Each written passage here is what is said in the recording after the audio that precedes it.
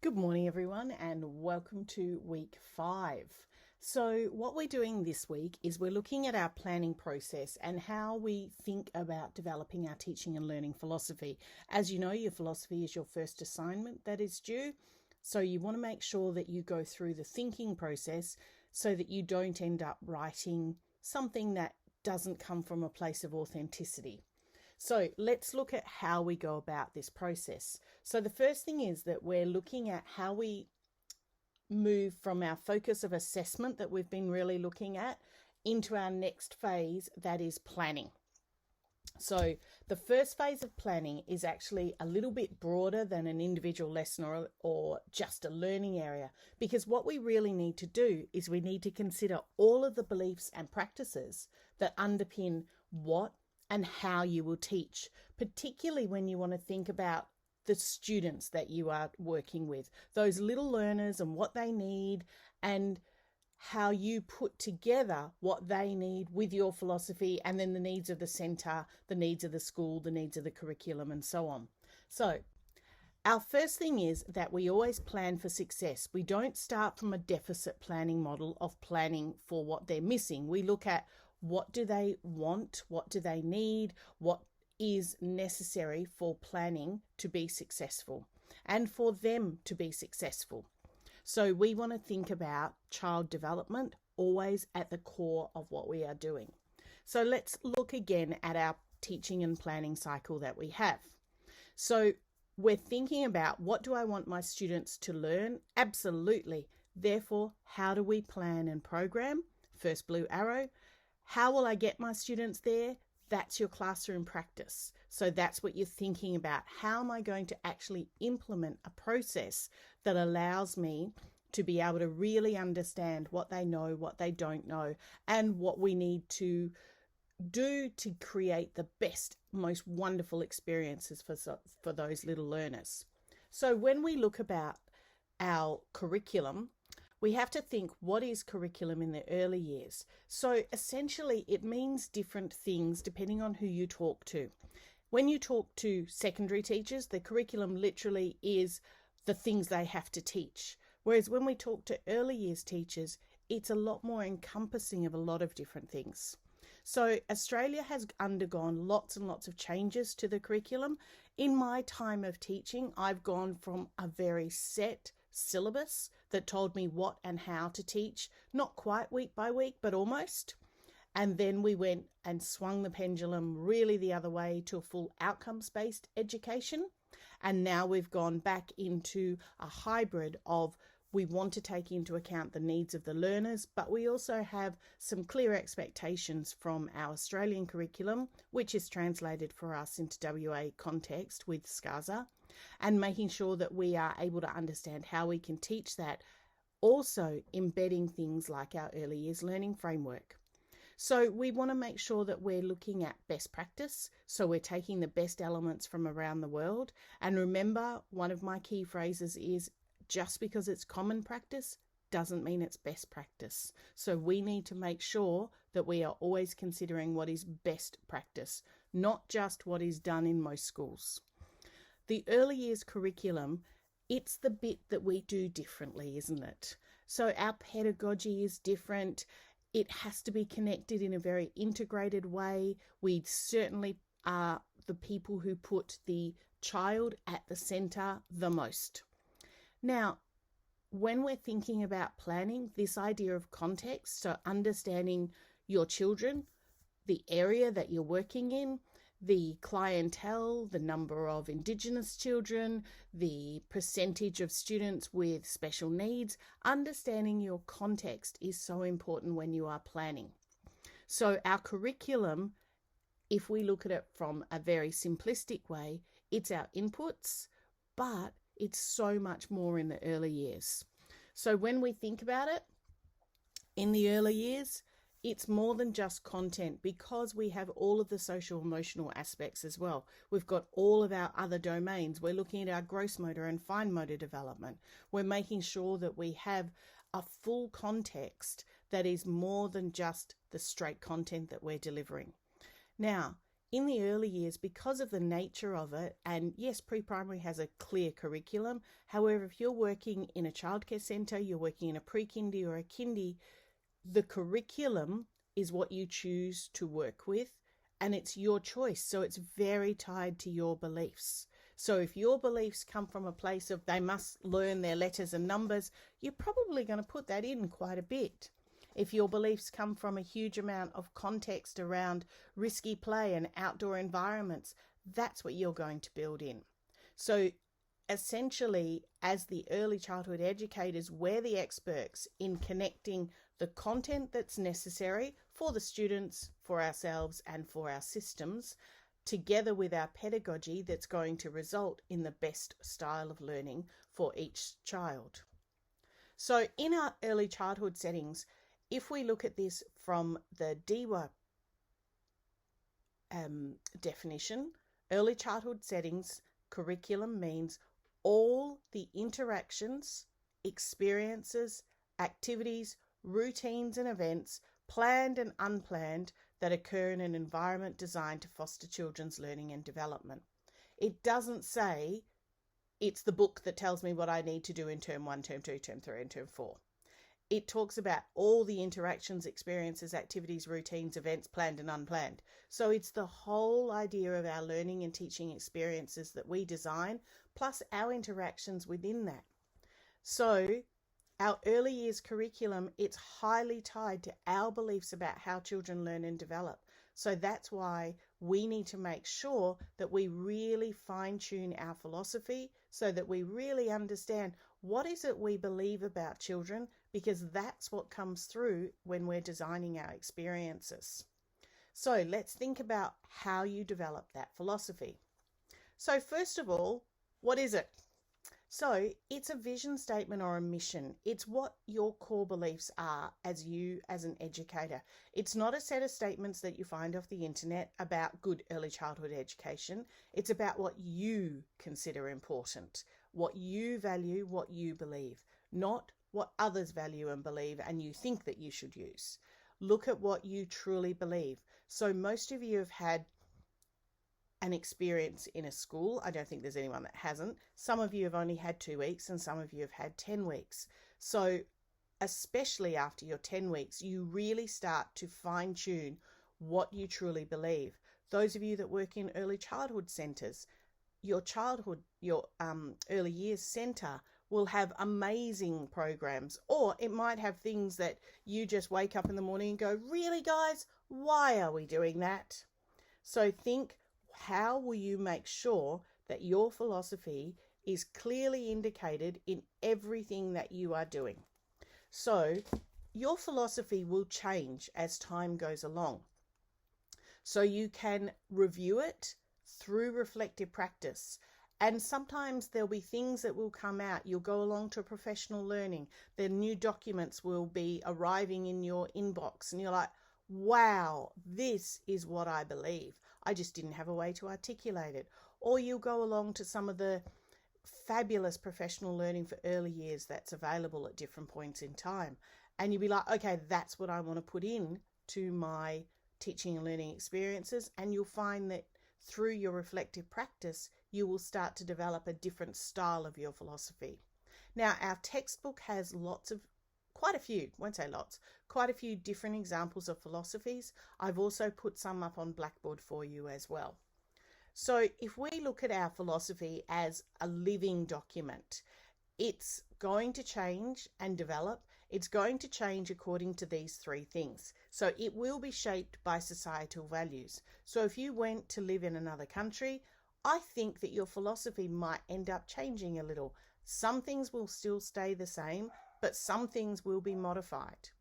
Research. So as I said, you will go along to some great professional learning in your first few years and later as well. And you'll go, oh, okay, now I get things a lot more. And that research will start to inform and guide you. Also, your personal growth as you have more time in different centres, as you do more of your practical experiences in schools at your undergraduate level, and then as you are teaching more in your professional career, your personal growth will help you to understand why and what you believe. So when we're thinking about what we're going to do in our early years, there's some key questions to think about. What is your image of the child? How does that image influence what you're actually doing in the classroom? What do you understand about how young people develop? How do they learn and develop? What are the societal contexts that are going to influence that development? What's my role as an early childhood educator? What do I really believe about the value of play? What do I really believe about the value and the setup of a learning environment? And what do I think is my role when I'm building partnerships, particularly with primary caregivers, with other educators? What's my role in this whole process? So if you were to take each of those questions, just copy and paste them and write down an answer to each of those, that really begins to start your philosophy. So then, once you've answered some simple questions, go through and have a look at your Early Childhood Australia Code of Ethics. What types of things do they talk about? It's got a framework of statements that we believe. Go in, have a little look at it, and there'll be things that will resonate with you and things that you'll go, oh, hadn't considered that. I doubt there'll be anything that you go, no, because I think all of you are embedded in this idea of good early childhood education. Of course, we have our early years learning framework, the principles and practices that fit within that. They should guide all of our planning all the way through. I would love them to guide all of our planning all the way through our primary years, but we know they don't. And then have a think about what are centre philosophies talking about? How are different childcare centres showing you what they believe? And that's going to be a core part of what we will be doing in our tutorials this week. We're looking at what different centres put on their websites, because what they put front and centre for the public is what they truly believe. So, and the images that they use, the infographics that they put up, their core values are all reflected in what they put on the public facing ones. And then think about, what do you really believe about education and care? So this process to create your assignment is a process of putting together what you've done over the last year or 18 months, is to really start to embed your philosophy. As you go through, by the time you get to fourth year, you might want to look at this philosophy and go, oh, actually, there's some things I want to tweak in there, or things I want to add, or things that I want to develop in a slightly different way. So go through and think, first of all, what are your questions that you're going to answer? Then go and have a look at some of your documentation. So let's recap some of our thinking of different things that we have done over the past few weeks. So think about, how do you think young children learn? So if we were to say to you, what are the first ideas that pop into your head when you go, yes, that's how young children learn and develop? Are you taking it from the point of view of a pedagogical focus? Are you taking it from the point of view of a developmental focus? Are you taking it from the point of view of a holistic development? Are you taking it from the point of view of an inputs versus an outputs? How are you considering how children learn and develop? And then consider, what has shaped those beliefs? Is it your personal experiences from you being educated when you were very young? Is it what you are seeing replicated in classrooms or early year centres? Is it your family and friends? Is it this uni course that's helping to shape your beliefs as well? Think about what's actually shaping your beliefs. And what do you hold as strong beliefs about children's rights and responsibilities? Do you hold at your core that every child has a right to feel safe? Do we hold those essential things? Do we feel that we have more rights than children? You really need to get to the bottom of it. So there's lots of key phrases that spring to mind as you start to write these. So think, these sorts of things each of those can be embedded somehow into your philosophy. So if you think about this and you go, okay, well, actually, I'm really into children solving problems. I'm really into this idea of negotiating. I'm really loving the idea of using their senses. You can see straight away I've got a science background. Look at the ones that I just picked out. And then you might have something that's very much based around language development. You might be talking about socially. You might be talking about asking questions. So think, which of those words stick out for you the most? The ones that come through that you go, oh, they're my core things. So remember that your philosophy needs to be you, not just token words and phrases from the internet. So when you're thinking about your philosophy, you want to also make sure that you have some theories and perspectives. So let's have a look at our core ones that we've used many times already in your different courses that you've had. So we've got our wonderful Vygotsky. He underpins so much of what we talk about and refer to in the early years. So it's looking at this idea that children, they acquire knowledge not just by being taught knowledge, but this idea of engaging in our social experiences. They must have assistance from others to start with, but then they start to develop it quite independently. And it's the idea that it's not all the same for all children. So everybody goes on their own trajectory with things. So Gardner espouses the idea that people have more than one type of intelligence. Now, it's not saying that we're bound by anything, but that different people have different ways that they show their knowledge, and that we shouldn't always value cognitive and academic excellence over other types of intelligence. So oftentimes I find that traditional education definitely values our verbal linguistic skills and our logical and mathematical skills rather than the amazingness of your social intelligence or the amazingness sometimes of your physical things and so on. So postmodernism, it's the idea that we want to question the belief about human development.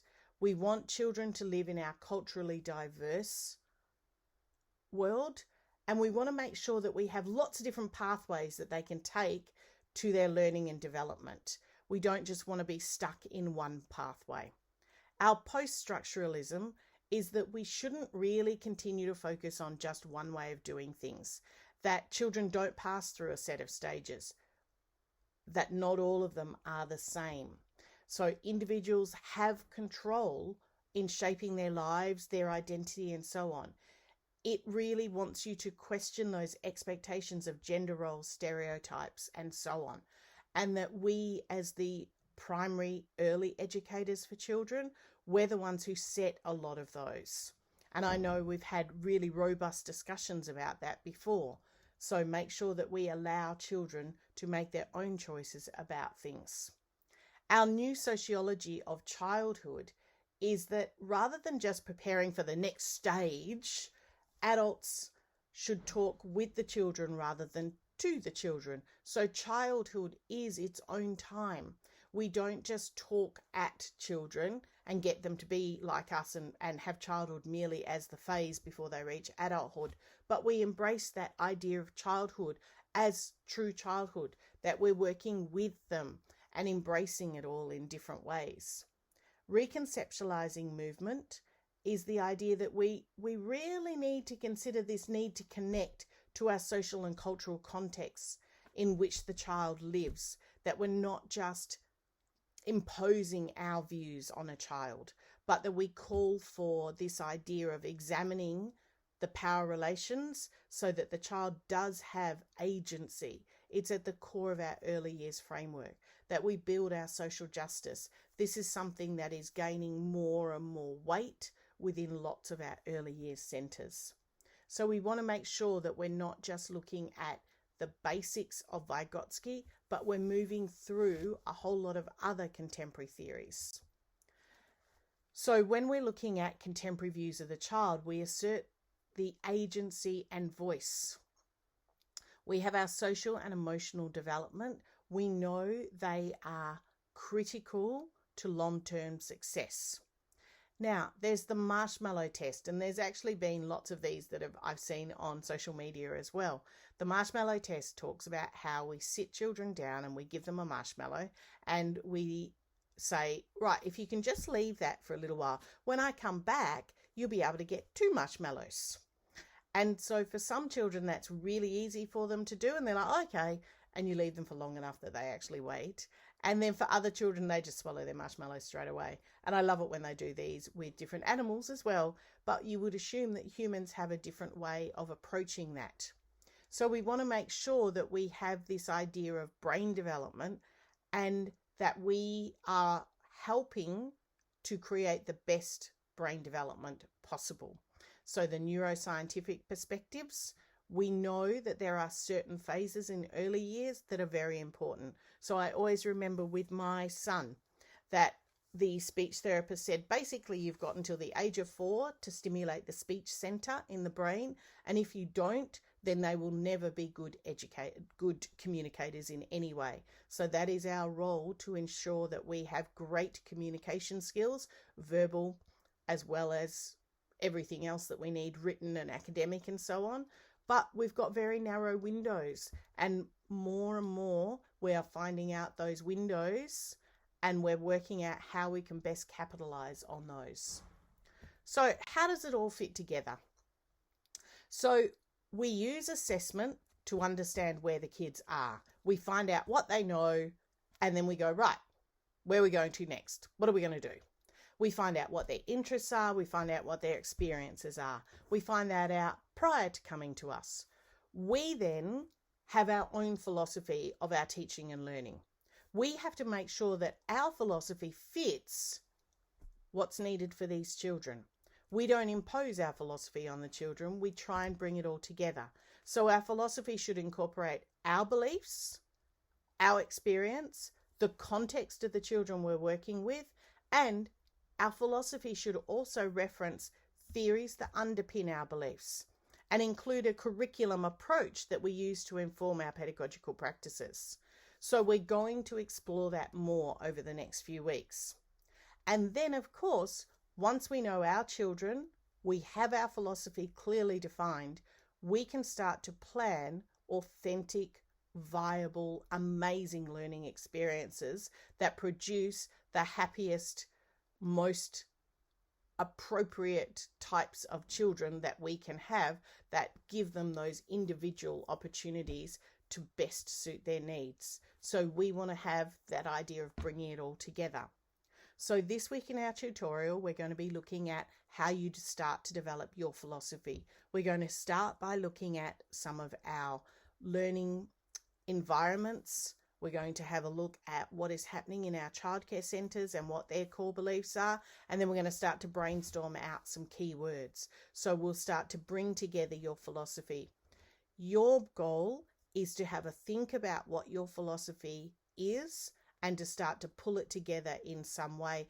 Even if you just write down 20 words, have a look back at those slides that had a whole lot of words in it and come into class with some ideas that we can start to pull together your philosophy. Thanks everyone. Have a wonderful weekend and week, and I will see you all in class next week.